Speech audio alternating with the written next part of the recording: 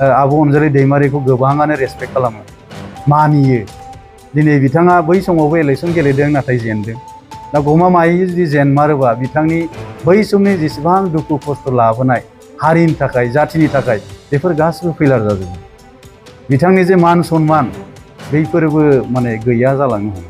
दा बेबायदिनो जाहैगोन आब' अनजालिनि जारिमिनफोरावबो आं बेखौसो नुहुरदों जे दिनैनि थारिखआव जोंनि एक्स एनडिएफबि माखासेफोरा दिनैसिमहालागै जयैनो दंमोन, नाथाय जेब्लाना राजनितिखौ फोसावबाय दिनै जिल्ला माखासेफ्रा गालांनोसो हमदों।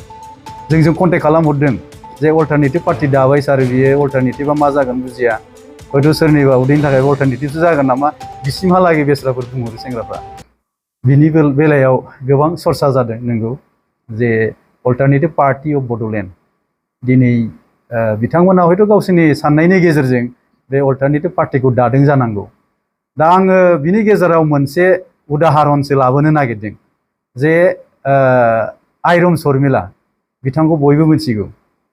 2000आवहाय जेब्ला 10 जन सिभिलियानफोरखौ मणिपुराव गावथारदोंमोन, बेनिफ्राय आर्म फोर्स स्पेशल पावार एक्टखौ बोखारनो थाखाय आइरन शर्मिलाया 16 बोसोर हांगार स्ट्राइक खालामदोंमोन।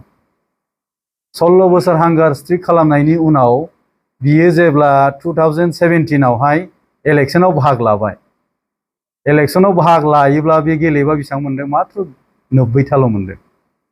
दा इसेबां पपुलार मानसिया 90थाल' मोननांगौथ' प्रश्न जाया, नङा होमबा? 90थाल' मोननांगौ खुनु प्रश्नआनो जाया। बियो गोबां huge number without contest pass जानांगौमोन, देरहानांगौमोन। दा दिनैनि थारिखआवबो जोंनि हालामावबो बिदिनो जादों जे आब' अनजालि दैमारिखौ गोबाङानो रेसपेक्ट खालामो, मानियो। दिनै बिथाङा बै समावबो इलेक्सन गेलेदों नाथाय जेनदों। दिनैनि थारिखआवबो आब' अनजालिया बर'फोरनि थाखाय गोबां खामानि मावबाय, जोङो बिथांखौ रेसपेक्ट खालामो, बिथांनि फेमिलिफोरखौ जों गासैखौबो रेसपेक्ट खालामो। दा गमामायैनो जुदि जेनोब्ला नैबे आइरन शर्मिलानि बायदि, आं ओंखायनो बेखौ उदाहरनाव लाबोग्रोखादों। दा देरहागोनखौथ' बेसेबां रावबो रोखायै बुंनो हाया। दा गमामायै जुदि जेनमारोबा बिथांनि बै समनि जेसेबां दुखु खस्थ' लाबोनाय हारिनि थाखाय, जाथिनि थाखाय बेफोर गासिबो फैलार जाजोबो। बिथांनि जे मान सन्मान बैफोरबो माने गैया जालांनो हमो। दा आइरन शर्मिलाया 16 बोसोर बेबायदि हांगार स्ट्राइक खालामनानै जुदि जेनोब्ला, बिथाङा बेनिखायनो बुंदों पलिटिक्स इज नट माय काप अफ टि होननानै आरोखि। दा बेबायदिनो जाहैगोन आब' अनजालिनि जारिमिनफोरावबो आं बेखौसो नुहुरदों जे दिनैनि थारिखआव जोंनि एक्स एनडिएफबिफोराबो माखासेफोरा दिनैसिमहालागै जयैनो दंमोन, नाथाय जेब्लाना राजनितिखौ फोसावबाय दिनै जिल्ला माखासेफ्रा गालांनोसो हमदों। जोंजों कन्टेक्ट खालामहरदों जे अल्टारनेटिभ पार्टि दाबाय सार, बियो अल्टारनेटिभा मा जागोन बुजिया, हयथ' सोरनिबा उदैनि थाखाय अल्टारनेटिभसो जागोन नामा, बिसिमहालागै बेस्राफोर बुंहरो सेंग्राफ्रा।